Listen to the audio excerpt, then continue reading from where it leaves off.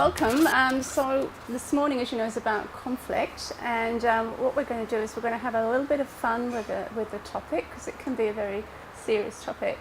And what we're going to do is we're going to go through a hypothetical chain of events, if you like, in a hotel. And what will happen is each of you will have a role. You won't have to act, but you will have to get yourself into the headset of a particular person. And all sorts of things will happen, and we'll do some sort of debriefing as we go through that. So by the end of the morning, hopefully we will have had some insight into lots of things that can happen and some solutions that you might actually like to use. I'm an organisational psychologist. Don't let that turn you off, because I'm not a psychologist as you would think. You know, I think most people think of psychologists as someone doing therapy, or someone putting everyone on the couch and hypnotising them. I'm an organisational psych, which means that I specialise in workplaces. So I do a lot of work with leaders, developing teams, developing cultures. And one of the pieces of work I quite often get involved in is conflicts. And they might be between two people, they might be between the family, they might be between the whole team. So I'm going to try and weave in some of my experiences on the ground, if you like, as we go through. But before we start, it would be really useful for me to know what sort of conflicts you see a lot in your jobs, so that I can make sure I weave some of that in. So what sort of things do you see in the hospitality industry? Between patron and employee? Yes. That would be a classic, wouldn't it? Yeah. And how does that play out? What sort of things do you see happening? Anywhere from trying to tell them, it's enough to drink for them to get aggravated, upset. Mm-hmm. So that's the main. Yeah. So it would be with that interface with people coming in. What others would you have? What would you have internally? Chefs and floor staff. Yes. That's a good one. Yes, absolutely. And you will see that we have in our scenario Pierre, who's a French chef. I've worked for Pierre before, I think. And he's going to be sort of your stereotypical creative chef, as you will see. But yeah, quite often there are differences of opinion, aren't there, around how things should actually happen. So very common in workplaces. What else? We had a big conflict on Saturday night with a customer because we made a big mistake, and but she just got so mad, and nothing we did could calm her down. Yes. And she was abusive, and we reckon she chucked our sign over when she went outside as well. Like really crazy. And it's I don't know. I thought she was crazy because we couldn't calm her down. So I haven't actually in my slides I haven't got a lot about diffusing customers, but we'll do a little bit of that, because that's something else that's really useful to know. How do you diffuse? How do you diffuse a situation rather than escalate it is a really useful thing. So I'll weave that in towards the end as well, I think. Is conflict bad? No. What'd you say? Yes and no. What's the yes bit? When would conflict be useful, particularly at work? To resolve any issues, get it all out. Yeah. Yeah, it's nothing better than bringing things to the surface, because quite often stuff when it's going underground. Yeah. And it will explode. Yeah. I think of it too like a festering sore, you've got this sort of underneath, and then suddenly it all comes out. And particularly when you've got environments which are stressful, or people are getting drunk and those sorts of things, I think that also plays out. So it's very easy, I think, to think of conflict as bad, but I just want to talk a little bit about the importance of conflict at work, because if you don't have it, it's actually not good. So these are a few examples. Okay. So if you don't have conflict around opinions, then what you're not doing is generating new options and being creative. So if you've got a situation where you have anyone work with someone who's quite fixed in their opinion, and it's their way or the highway, and they're not willing to, you're smiling there, you've obviously got someone they're not willing to discuss or be challenged or to think about things differently, that can be a real issue, particularly if they've got power. So they might be the bar manager who's been there from day one, or they might be the owner, and they've got a very fixed view of how things will work.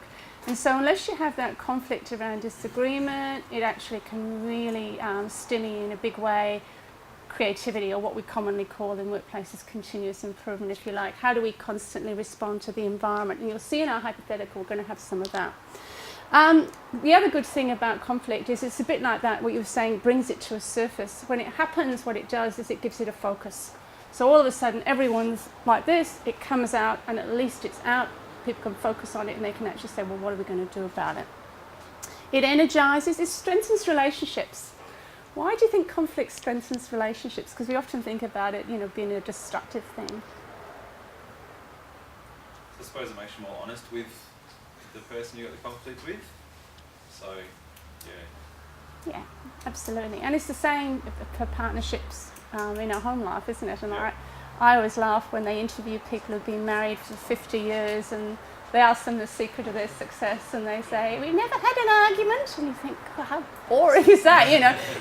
So a lot of relationships grow out of disagreements and being able to be honest about the tricky stuff that you don't really want to, hard to say. But if you can't be honest about those things that are hard to say at work or at home, it doesn't strengthen. Outlet for frustration, we've already heard, that can be really good or really bad. Has anyone worked with someone who's very reactive and they dump? They get upset, they dump, and then they're okay, but everyone else around them. Has anyone worked with anyone like that? No? You? It's only chef as well, isn't it? It helps clarify values and it makes life more interesting. So I think conflict does get a bit of a bad rap, but if we can use it and we can do it positively, it's really useful. And before we go into our scenario, I'll just talk a couple of things that are the common mistakes. And I want you to think about whether you've seen these or whether you've been guilty of some of these. So the first one is making more of it, out of it than exists. And this would be a classic where you've got a hidden agenda. So in fact, actually, I want your job, Nick, and I think you're lousy at your job. So what I will do is I will create aggravation because I actually want to be able to make more out of this than it exists because I've got a hidden agenda. So that creates a problem. Another one is I get stuck in the problem, not the resolution. So Jackie and I, and this happens more with women, with gender difference and conflict, Jackie and I have been close friends and we've had a falling out and I won't let go of what she said to me or what she did to me. And so there's no opportunity to resolve because I'm hanging onto this like it's a precious thing. And I see that a lot in mediations that I do where people won't let go of something that someone said or something happened. So that's really a problem. Continuing to prove a point. Okay, so you guys, Nick and Adam, you both are very competitive. And so you will look for any opportunity to have a go at the other one to show you're better. So you're constantly in that conflict because you're wanting to prove a point that you're the bigger, better, whatever you want to be bigger and better at. Reactive, I've already talked about. Now reactive can be, we talked about someone who gets angry, but has anyone worked with someone who withdraws and gets hypersensitive? And that's not just women either, it's blokes as well. So what happens is you dance around them and you feel you can't give them any criticism because they overreact, and it's usually tears or withdrawal. So there's different ways of reacting. More commonly in your environment, I think you see the anger, but equally you can actually see the result. And we're going to see some of this in a hypothetical. And the last one, which is a big mistake in conflict, is suppressing or punishing disagreement. And this is a bit like that one we said where it's my way or the highway. If you disagree with me, I will punish you.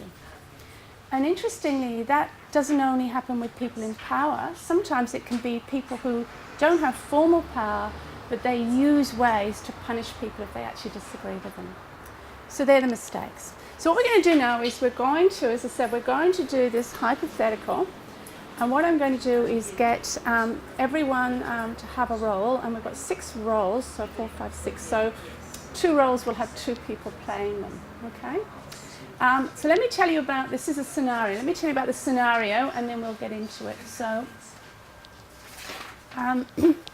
this is totally fictitious, but what I'm hoping is you will be able to identify with a number of the things that happen in this series of events. And it's about a hotel called the Queen's Head. And it's one of those old-style hotels in the suburbs. And what's been happening is over the years, this hotel is in a bit of an industrial area, and it's been one of those hotels where a lot of the locals have come and had, you know, sort of countries, and have come for drinks after work. And the suburbs changing, a bit like, you know, Brompton and Ovingham, how very old style industrial, and gradually, you know, people are moving in, they're renovating, and the whole profile of the neighbourhood is changing. And so it's actually, the Queen's Head is one of 5 hotels that Ralph and Joe own.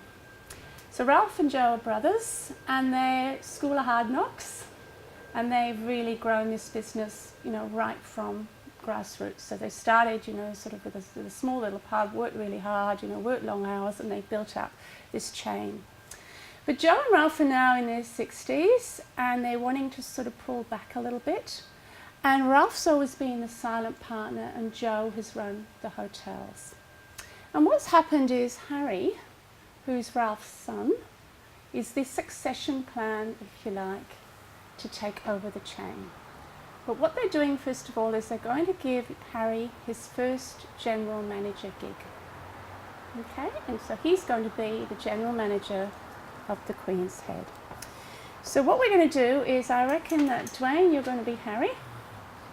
And let me tell you a little bit about you. And what I want you to do is, I want you to get yourself into Harry's headset. You don't have to act, but I want you to get into Harry's headset, because as things develop, I want to know what you're going to be doing. Okay? Now, I've already said you're Ralph's son, so you're Joe's nephew, okay? And Joe's the owner. Now, Joe's a very hard man, because he's come up School of Hard Knocks. You're not a sport brat. You have been, even though you've had an upbringing of wealth, and you've been sent to the best schools. You're not a sport brat because you've spent your whole life cleaning ashtrays, sorting out bottles out the back. I mean, you really have earned your stripes. But it's your first stint as a general manager. You've had a couple of roles in bar manager and restaurant manager in the other chains. It's your first stint in general manager. And you know that the whole success of this business of the previous generation is now on your shoulders, okay? In a big way, because there's huge expectations of you. But the trouble for you is Joe's a very dominant character, and you think Joe's not keeping up with the times, and you're wanting, now you're taking over the Queen's Head to take this business into what you think is the 21st century, okay? So you're butting heads a lot with Joe. Anyone met Harry? Someone who's been given a gig and no? Okay, so you're in Harry. Right, the next person is Marlene, and this is going to be funny because some of you guys are going to have to get into a woman's headset, which if you can succeed, you're doing pretty well. I'm going to make you two guys Marlene. Okay, actually I'm going to have to give you, so that I remember who's who, I'm going to have to give you this.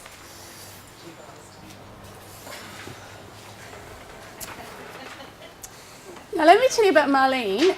Marlene is, she's got one of these roles where anything that no one else wants to do, you end up with.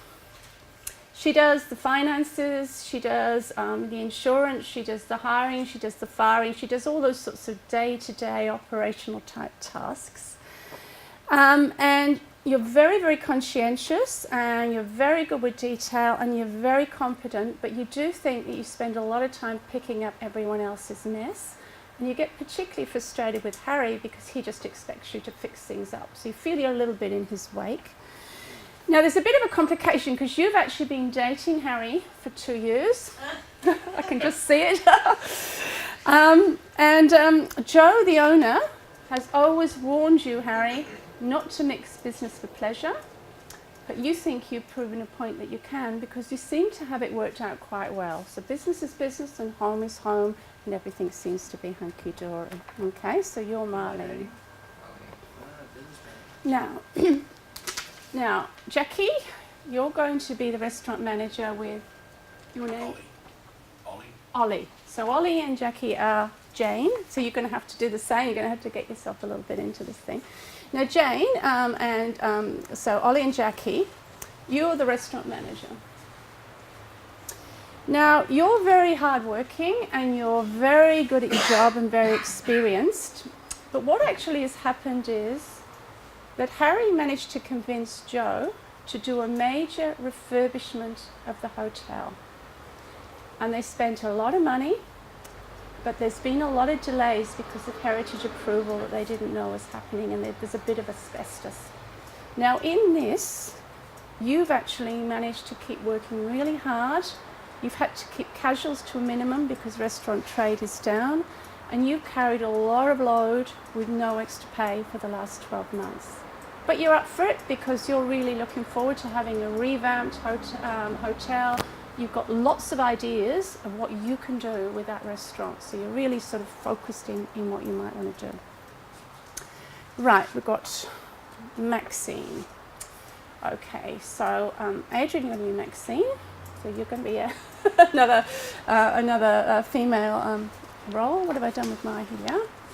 Now, you run the gaming, Adrian, and you're very easy to get on with, and you're very accommodating, but you're quite new, and you came in only 3 months ago because the previous gaming manager was sacked because of theft.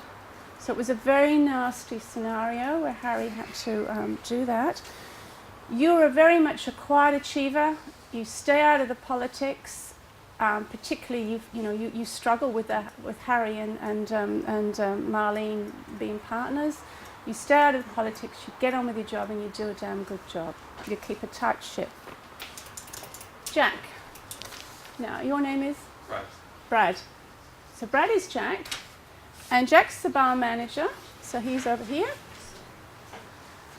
He's very no nonsense, he's very hardworking, and he calls a spade a spade. No one has any illusions as to what Jack's thinking, because you know, and he'll say it, and sometimes not particularly with any diplomacy.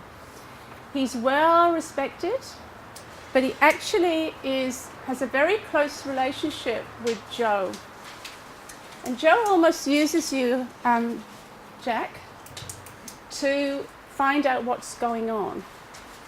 And you're aware of that, and you get a bit jacked off because you think that Jack's feeding back to Joe stuff that's going on, and you get a bit annoyed about that. But you're the old school type, and you run a tight ship just like Jane runs a tight ship. And last of all, and your name is? Amelia. Amelia is the chef, the head chef. Now, you've recently been headhunted from interstate. You're a French cuisine chef, and you came from Perth, and you had quite a celebrity following in Perth. And what happened is Harry found out when he was out one night socialising that you were about to move to Adelaide to follow the love of your life, and he immediately called you and offered you a job, because he thought, if I don't get Pierre straight away, someone else is going to snap him up, and I need an extraordinary chef for my new revamped hotel in the restaurant which Jane is meant to be managing. You're very creative, you're very volatile, you're hard to work with, but you're a damn good chef. Okay, so does everyone know what their role is and what they're doing? Okay, so let's see what happens, and I'm going to get you now, and then you're going to have to respond.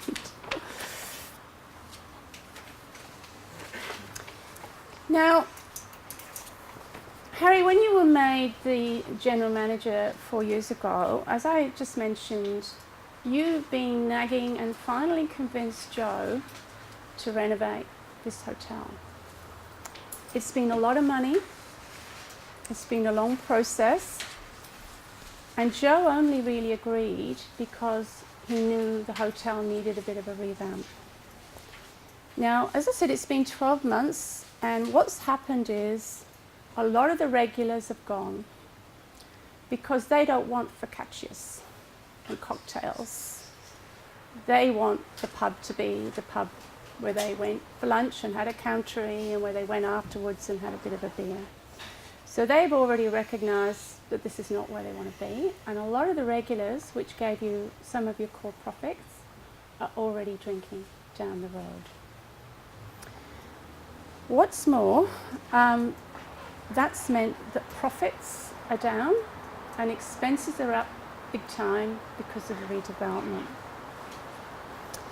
Now, you know there's a lot of pressure on you, and so you've actually got Pierre. No one knows yet. You've recruited Pierre, you're very excited. And you've also hired a social media campaign expert to work with you on a social media campaign with a number of theme nights. Okay, and you're really, really excited about this. And you meet with Jane and Jack to announce the plans. What's your response?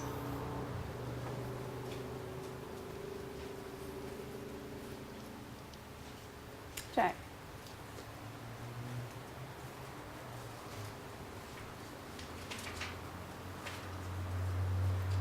I don't know if I feel if it's traditional or not. I think it will scare away more of the old reckless we still have. Mm-hmm. So you're a bit concerned that you've already lost a lot of people, now it's going even more in that direction. What does that mean in terms of that? So you're a bit sceptical, is that what you are? Yeah. Will you say anything? Yeah, because you're, so you basically probably tell them it's a load of crap. Would you or not? Yeah. Okay, Ollie and Jackie, what was Jane's response going to be? She's a pretty hard worker, so she's going to be obviously concerned there's going to be changes. Anything else? Sorry? What he said. Yeah, he's going to think this is a lot more work. But you've also had a lot of ideas of your own that you've been thinking about, because you've hung in there because you had this vision of what this restaurant's going to look like. You've hung in there and got lots of ideas of your own, and suddenly Harry's come with this whole new social media campaign and ideas and a new chef. Fairly shut down, sort of been shut down with their ideas and your vision. Would you say anything? She was pretty quiet, wasn't she? So Okay, so the meeting's not been too bad because Jane seems to be okay about it. She hasn't really said very much to you, Harry, but you expected what Jack was saying anyway, didn't you? You expected him to just, boo-hoo it and whatever, and, it's really, that's what Joe would have said as well. So you totally ignore that. Okay, so what's happened during these 12 months is that Maxine, who's Maxine? That's you. Maxine has kept going with the gaming, and really the revenue from the gaming, Been keeping the hotel running. absolutely. So people haven't been coming to the restaurant. Jack's struggling with the bar trade, but it's for some reason the gaming revenue seems to keep coming in. And so you feel that you've actually been keeping the whole place afloat quite a bit. You've been working long hours and you're struggling a little bit with it. And a month ago, your father had a serious accident. And now on top of doing your normal job, you're running around for him and your mother, and you're really having trouble keeping on top of the work and the demands. You asked Harry for another casual, just to cover the occasional shift to give you a bit of a break, and he says he can't afford it. What's your response? Well, I'm a pretty quiet and easygoing person apparently, so I'd say I'd be getting frustrated but still going and doing the work, running myself ragged, getting very tired, and just putting up with it until I snap. Okay, so you're in a product mode, getting on with it, exactly what you normally do. You sort of don't get involved in the politics. So it means that you've said no, but you have no idea what's actually happening in terms of that. Now, what's happened also for you in terms of being the gaming manager, Maxine, is a chap has been coming in recently who started to create quite a lot of problems with you in what you would call sexual harassment, you know, sort of comments, you feel a little bit stalked, you feel like you're being watched all the time. And you try to have a conversation with Harry about some advice on what to do about that person and what might be some of the options that you might get some support in. But Harry, you're so consumed with the theme nights that you actually don't manage to get to have a conversation, because it's one of those conversations you want to have in private off the floor, and it just hasn't happened. So where are you now? Uncomfortable, not wanting to go to work, and angry at him. Okay, so you've gone from product to angry, Yep. angry at Harry. Now what happens is that's starting to take its toll, and you're a bit prone to migraines, and you start to have migraines and sick days, and you're ringing in sick. Harry, you're really jacked off, because normally she never takes any time off, and you decide that you're going to have a conversation with her about this can't continue. Hold that there. Okay, so let's do a stock take on Harry. What's the stock take of the issues Harry's got at the moment? Just business driven. Just wants about the figures.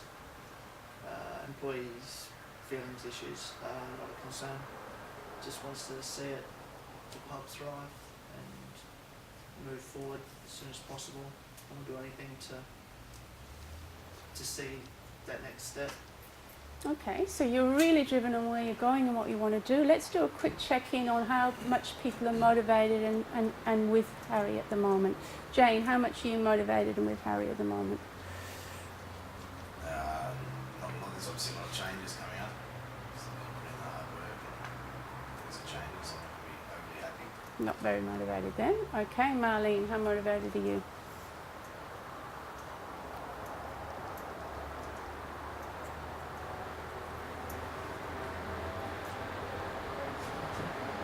Probably hasn't shifted much for you. You know, you've got the usual Harry stuff going on. Jack, how motivated are you? I don't think it's going to work, but it's probably not very. So you're going along, but not really. What about our chef? You're just being recruited to Adelaide to work in this new refurbished hotel. How are you? I'm very motivated. Okay, so wanting to make a difference and all that sort of stuff. And what about our gaming person? Not very motivated at the moment, I'd say. So already we've got quite a few conflicts under the surface, haven't we? And what impact's that going to have on Harry's delivery? If he doesn't have the support and the backup that he needs to, put his vision forward, then he's going to miss a whole lot of details. Because you can't do it all on your own. Absolutely. So he's going to be left hanging with this amazing idea that's going nowhere, and with the no staff. Yeah. All right. Harry does have a conversation with you about the fact that you're having too many sick days, Maxine, and he does it in public, in the corner of the gaming room, and basically fronts you around you need to sort out some of the sick leave because it's not acceptable. So it's done in a quite direct, straight to the source issue. What's your response going to be? I'd say she's an emotional girl. She'll probably start get very upset, cry. Maybe if she's been holding back all her emotions, let loose on him in front of the gaming room, and then maybe quit. I'm sure. Okay. So she reacts in that way, but she needs the job and she can't quit yet. Yeah. She needs to find something else. So she does get upset. She doesn't really, she's not, she doesn't say anything nasty, but she just said, look, I've had enough, I'm not, I can't do this now, and she storms out in tears. Right. Now, what's happened now, Jane, so Ollie and Jackie, is that you've now had to manage Pierre for about a week. Now, let's make it a month, that'll make it harder. A month. And how do you think Pierre is to manage?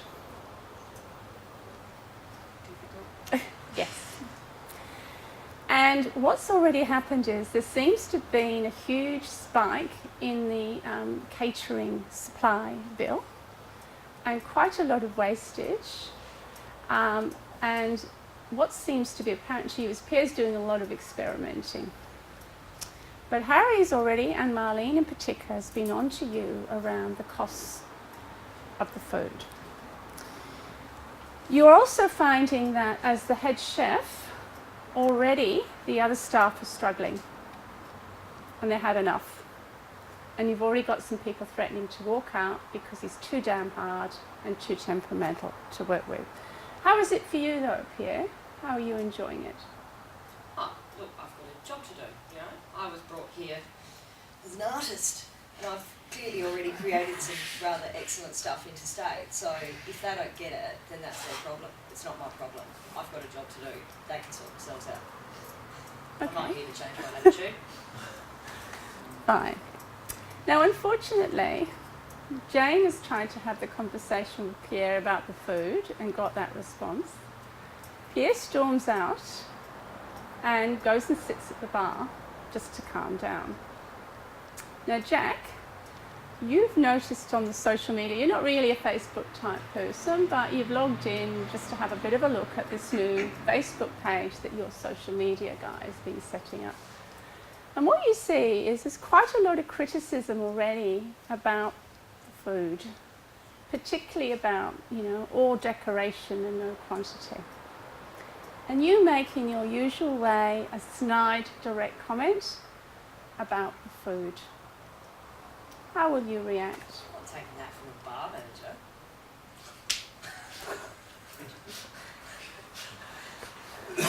Will you do anything?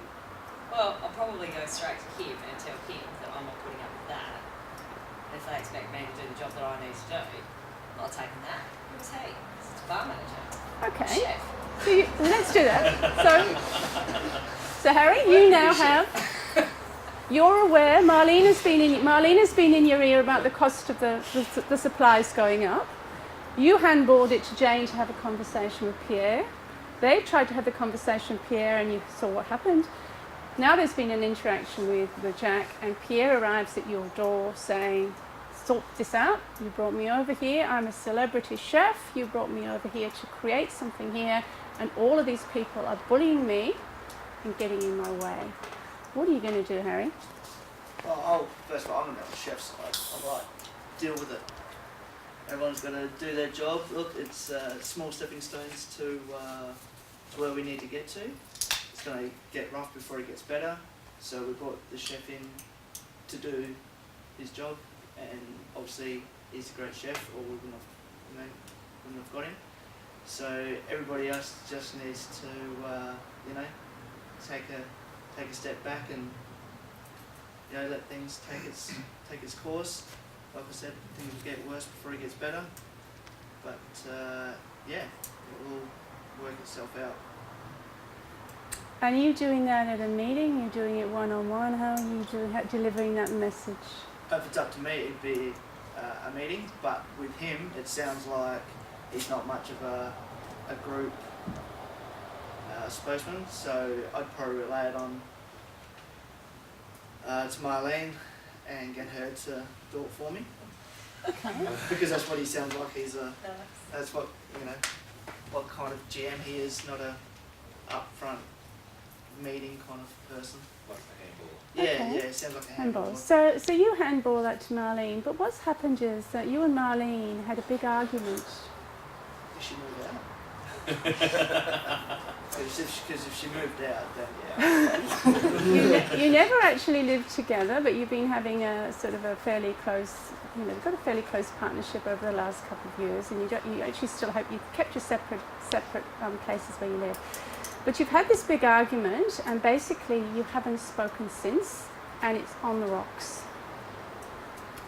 Now you go into Marlene, and that's the scenario, and you're asking Marlene to have a conversation, if I've got it right, to tell Jane and Jack, and probably not so much our gaming person Marlene, but Jane and Jack to pull their heads in and to support Pierre. Is that right? Marlene, what are you going to do? That's your job. That's what you've been asked to do. It's not your job. just try and clean up the mess and try and make it work as much as we can. But it starts to boil up as well because we've had an argument and we haven't talked. But it is work, so we have to get on with it. Okay, so you're able to put that aside. You know, I might hate Harry's guts at the moment, but this is business. What I'll do is I'll have the conversation. Who are you going to pick first, Jane or Jack? Or both together? Probably both together. Okay, so we've got a meeting now. So we've got Jane in and we've got Jack in, and there's a meeting around you getting on with Pierre. What's your tack? Probably diplomatic. Yeah? What does that look like? Ask them what their problem is. Yes? First of all, and then explain Harry's vision, I suppose, a little bit more, and why he's got him in. What is your problem with Pierre? Jack, what's your problem with Pierre? Shit fancy food. Cold as it is, as we would expect. What's your problem with Pierre? Obviously the costs and everything have gone up, and it's getting put back on us To sort that out? What else? There's other things happening that are causing you headaches, though, isn't there? Not just the costs. What else is happening in the kitchen? Jerk to all your staff, surely. Yeah. So you're getting a steady stream of complaints from the staff, and how are you finding Pierre to manage? Because you're in charge. If you look at the formal chain of command or whatever you want to call it, you know, Pierre is reporting to you. How's that? very hard. Pretty impossible. And and Harry's allowing you to bypass, isn't he? Because Harry's allowing Pierre to go straight there to have the conversation, and there's been no conversation with you. So how do you leave that meeting with Marlene, having been told to basically, you know, we've got this vision, we've got to get on with it, and we've got to put up with Pierre? How has that left you guys? Pretty annoying. No? What about you, Jack?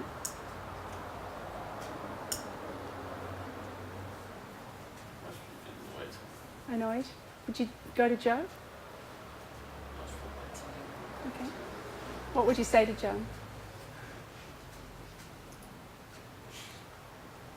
It's just they're scaring all the staff away. The food's not very good. Okay. Pub's been running to the ground. Yes, pub's been run into the ground. Because you've been there a long time. This is part of you, this pub as well. You know, it's very much an identity in that pub, particularly with the locals that you had. You were very much an identity. Now that most of them are gone, so you know you're losing the identity as well. Now, what's happening is now, so this is going on a bit. The Pierre situation's not being resolved, and it's become even more of a problem. The menu's getting a little bit better because you've done a bit of your experimenting, and the cost has gone down. But you are still struggling big time with Pierre, and you don't even speak because you just think he's a jerk, and he thinks you're a jerk. So just don't even speak. Now, what's happening is the hotel now is attracting quite a different crowd. And one of the trends seems to be that there are groups of people arriving quite late in the evening already drunk. So they've already spent their money elsewhere, got drunk, and they're arriving at a particular hotel. Now, it's Saturday night, and a fight breaks out. And Jack, you're glassed in the front bar. And you get taken to hospital. And the first reports are we're expecting you probably to be off work at least a week. The fight's actually dissipated, but what happens is it breaks out again outside about 15 minutes later. So not actually in the pub, but outside in the street. And a person is fatally stabbed. And the next day, it's all over the media, and lots of people are on your Facebook page commenting. And a video is taken by a bystander on their phone and uploaded to YouTube.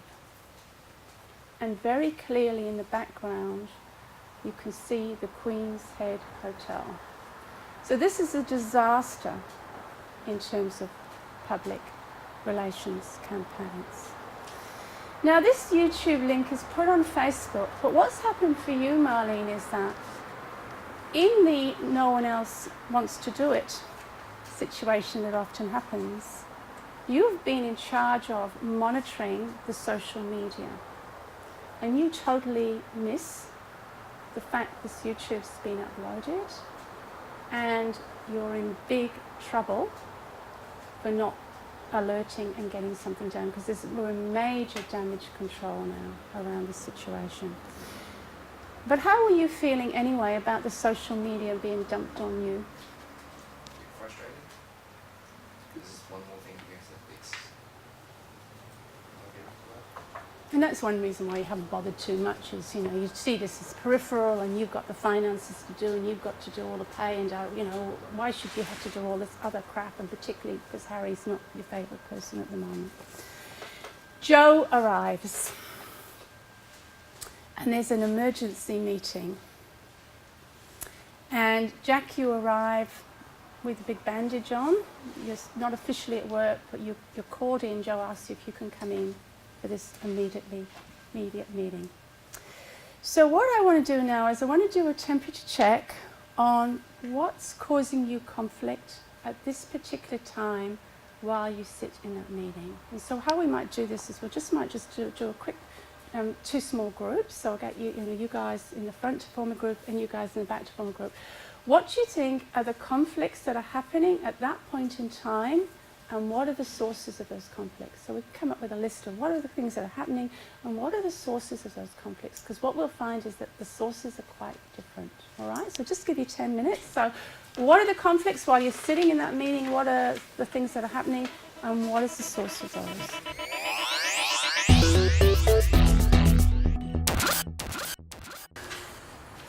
So who's interested in staying, working in this hotel? The chef Yeah. and Harry. Are you? That's about it. Yeah, that's all we need. Are you, Pierre? Are you interested in staying? Oh, well, I mean, we'll see what happens with this, you know, I don't this wanna media see- thing, because, I mean, if this is going to affect my reputation, then I'm out. Okay. Yeah. You know, You wouldn't want to be associated with yeah. studying, would you? I'm going for, you know, gastropub, not, Big burger and bloodbath. yeah, exactly. Okay, so you're there at the moment, but you wait and see. Marlene, you still there? I know your other half's gone, but yeah. Yeah. Would you be looking at moving out of the pub Yeah. soon? Jane, would you? You're definitely going, yeah? Jane's so out. Gaming manager? That's fine, mate. Oh yeah, no, I think I'm ready for a nervous breakdown. Okay, you're a nervous breakdown out. Jack, you're in hospital anyway, well, you were, but you're out now. You hanging around? You're very loyal to Joe. He's going to hang around? Most probably because Joe asked me to. Okay, so it's more a loyalty rather than this is his place to be. So all of these things are happening and they're having a dramatic effect on this whole hotel and its survival basically. So, you know, even without the fatal stabbing outside, we're already heading for disaster. So let's have a look at what are the conflicts and what are the sources, because a really important part of conflict resolution is to be able to determine what's the symptom and what's the source, because if you don't know what the source is, you've got no hope. All right, so give me one conflict. Well, Harry and Marlene, on a Yeah. personal and a business level. So the source of the Harry and Marlene, what's gone wrong there? Personal relationship. Yeah, so we've got a personal relationship issue. And I can tell you from experience, not that I need to tell you because it's obvious, whenever there's personal stuff wrapped up with the business stuff, it becomes even more difficult because that emotional overlay. And it's not just partners, but we equally have, in this scenario, what's the other personal relationship that is fractured? Yeah. Harry and Joe's relationship with fractured as well, isn't it? And there's that whole family expectation, you know, nephew, father, you know, uncle and father is also the silent partner. So that whole emotional stuff in family businesses is really interesting because that also plays out in that arena as well. But you said it's not just personal relationships. What else is a source of conflict at the moment in the Marlene Harry scenario? Marlene gets stuff to do. Yes, so it's about her role. And you'll find that quite often in workplaces, and you know, and when I say workplaces, hospitality, you know, is like every other workplace, is this, if there's ambiguity over roles, and people feel put on, or they feel there's inequity in what they're doing, it becomes a source of frustration, and that can escalate into conflict. So I think Marlene's the sort of person where you can put on and put on and put on, and it would reach saturation, and she'd say, I'm out of here. And a lot of people are like that. You don't know it's going on, but it's just sitting there under the surface, I think. How far were you from walking out, do you reckon, Marlene? Pretty close to, especially with the personal overlay as well. That would even drive it further. And you're also getting a little bit blamed for the social media disaster, even though it's no fault of your own. You were meant to be monitoring that and taking down stuff and whatever and alerting and that sort of stuff. But you were doing the pays that morning. All right. And that's equally disastrous if you don't pay people, as we all know. So we've got Harry, Marlene. Okay, one from the back. What's one that you guys said? The chef's angry with the bad publicity. So the chef? The chef's angry with the bad publicity. Yes. To affect his reputation.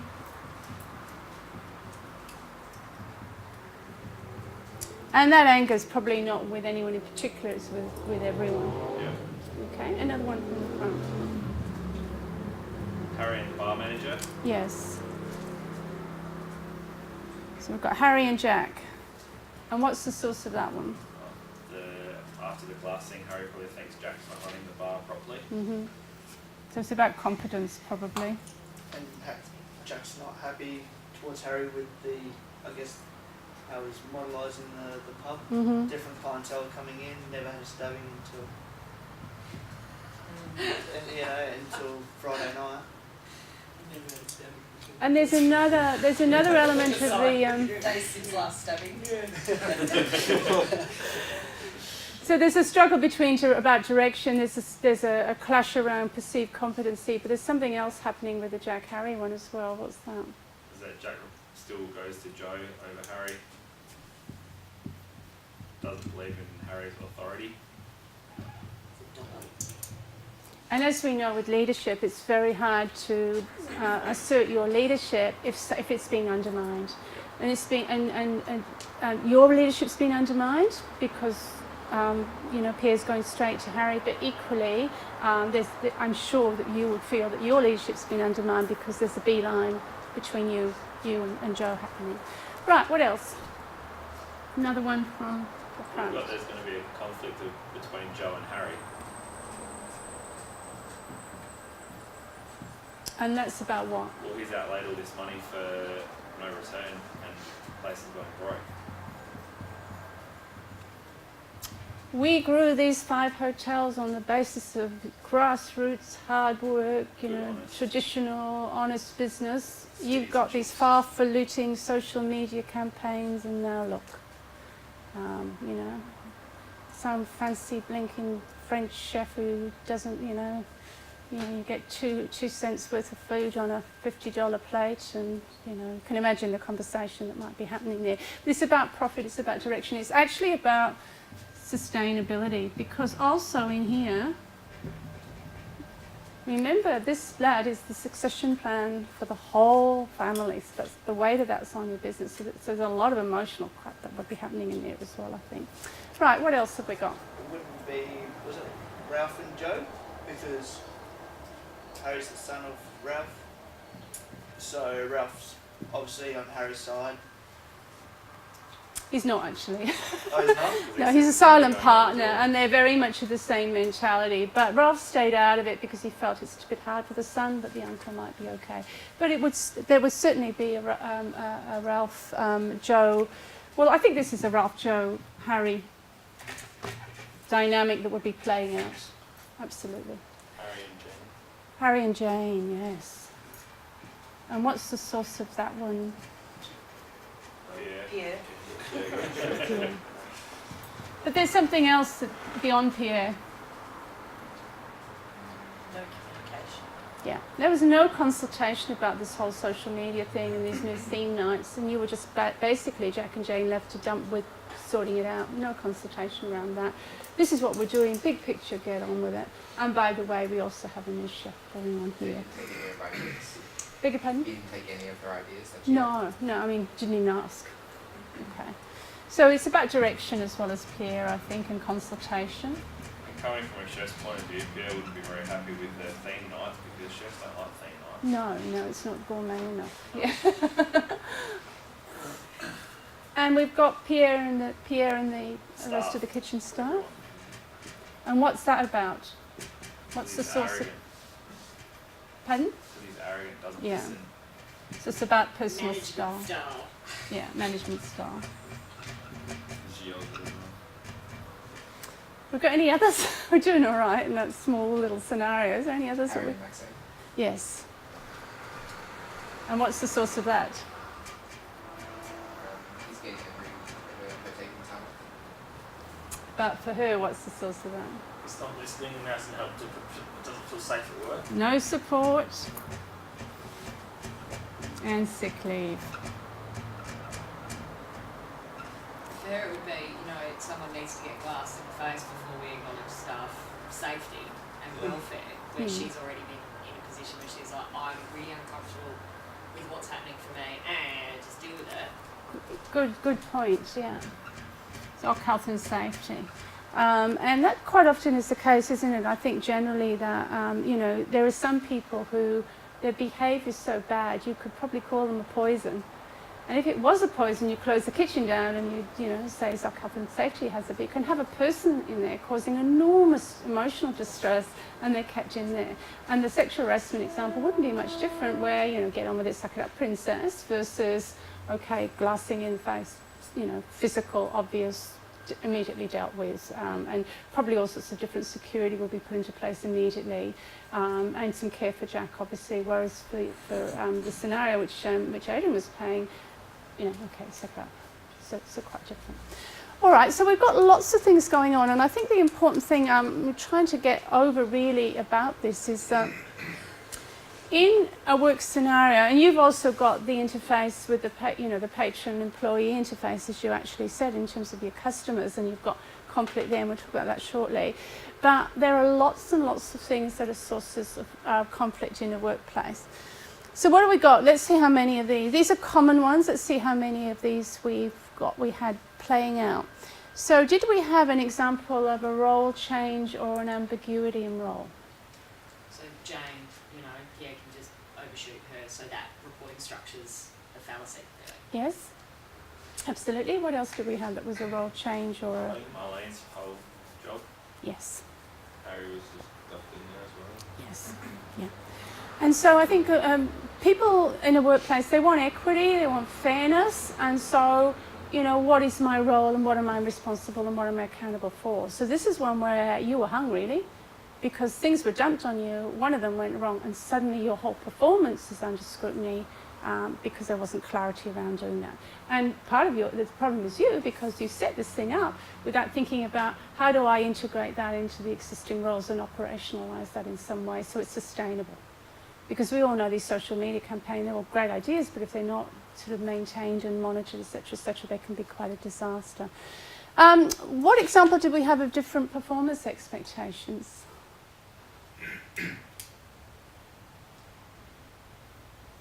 Maybe things with Pierre. Yeah.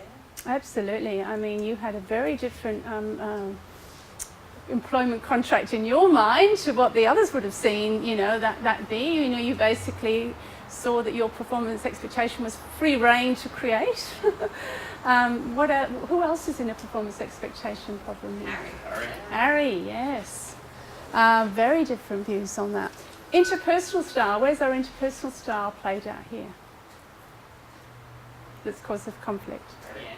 Harry, why? He's not good at dealing with people. Yeah. Wants everyone to do their job and doesn't take any of their personal feelings into account. Yeah, he's a bit of a hands-off, here's the direction, get on with it, guys, very tasky focused. Where's another interpersonal style? There's actually lots of interpersonal styles here. Where's another one playing out?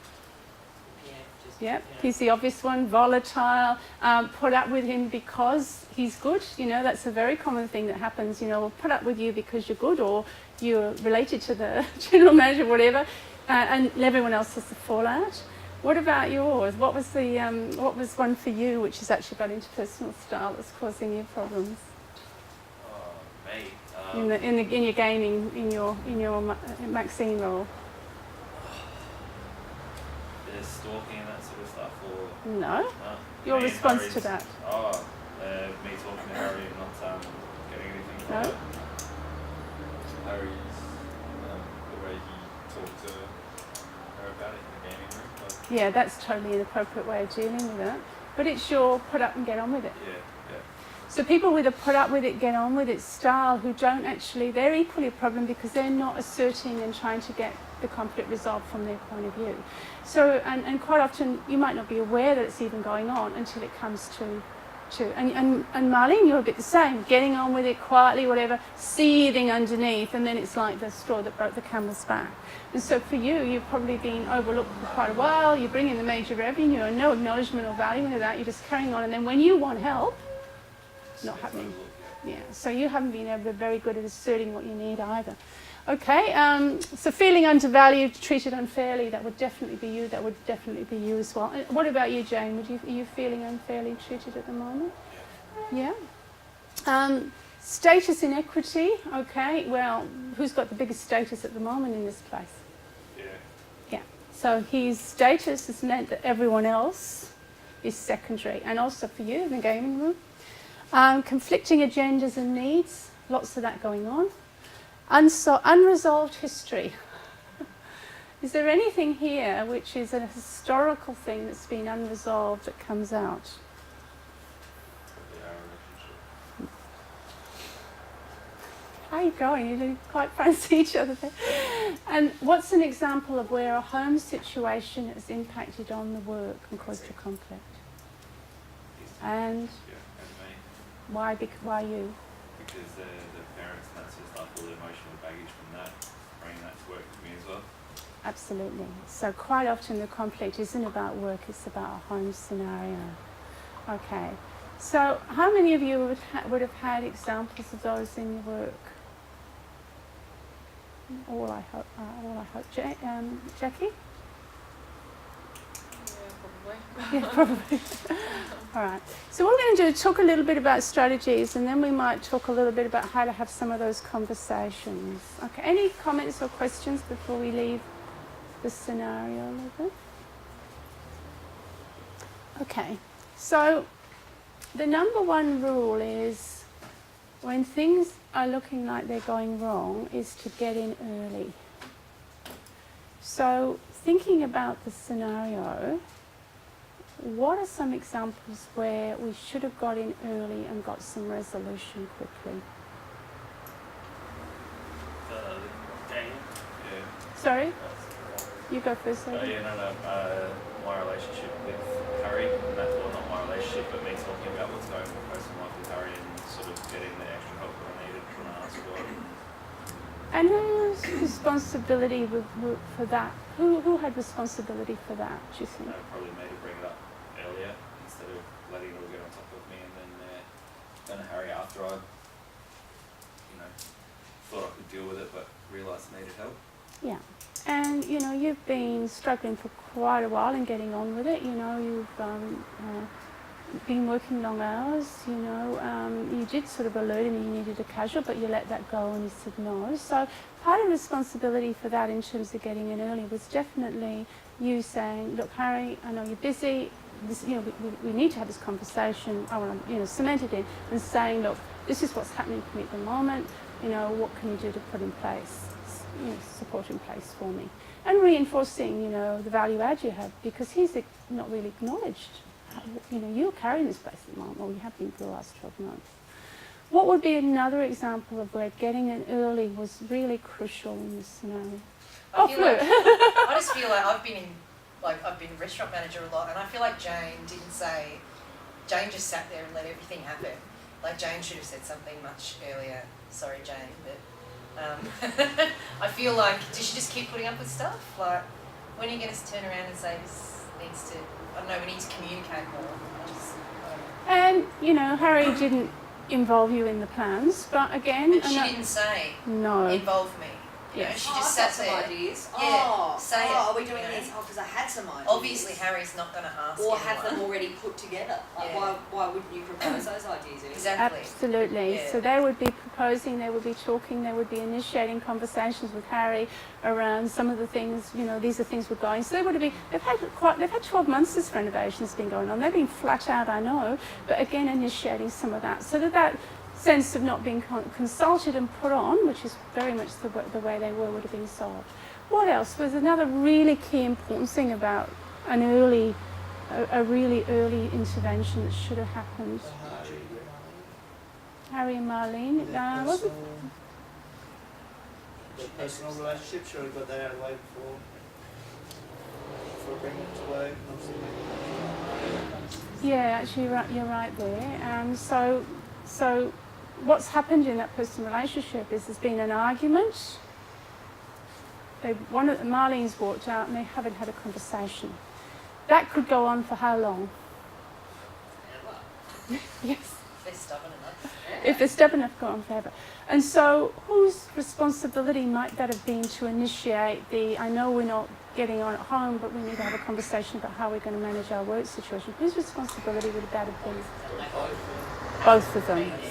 Yes, because it's a personal thing and it's actually about both of them being able to rise above it, because that would have been totally untenable, wouldn't it? In the longer term, particularly because all the other things have happened. But even that aside, totally untenable when you're the main cog in the whole wheel and you and Harry aren't speaking. So it would have caused huge division. And what could we have done around Pierre? Sort of control. How would we have got control over Pierre? Set boundaries. Yes. So I think in Harry probably got very excited when he heard this guy, this guy was available, sort of picked him up, with this great excitement without really any thought around how this might work. So they call it, you have employment contracts, but they talk about the psychological contract. And the psychological contract is what you believe you're brought in to do and your expectations. And it's as big a way, you can breach that in just the same way as you might breach how much someone was agreed to be in terms of pay and tenure. And so the psychological contract that Pierre has brought into was free rein. You're in charge, do what you want, but the reality was quite different. So some boundaries and some consultation around that would have not stopped him being erratic and volatile, but certainly would have been able to bring into play a little bit more around how you're going to do this scenario. So not letting the sores fester is really important. So for you in your roles, what does that look like?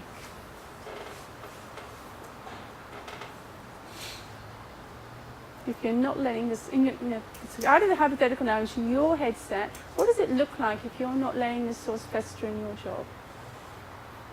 Speaking up with it. Yes. What else does it look like?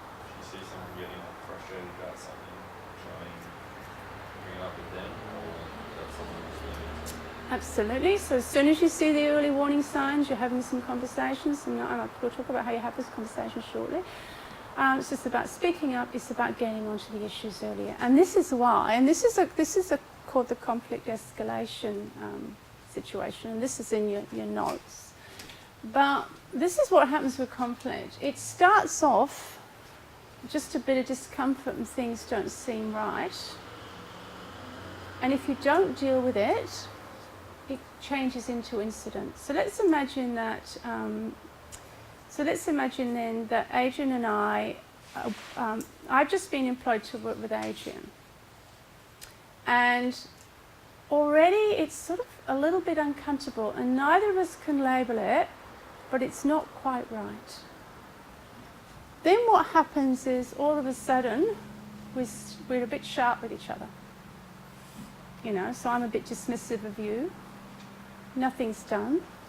What happens then is we start to develop some clear misunderstandings. He thinks I'm a bitch, I think he's a whatever, and already we're starting to get quite fixed opinions, and in fact we might even have our groups. Then we become so tense about it that I'm thinking about him all night and worrying about it, and he's doing the same. We've had a gutful of each other. We get quite fixed negative opinions and and attitudes, highly problematic in a work situation. And the last one is we have this huge, public screaming match. And so this can happen over months or it can happen over hours, but getting in early at the discomfort stage is a really, really important thing.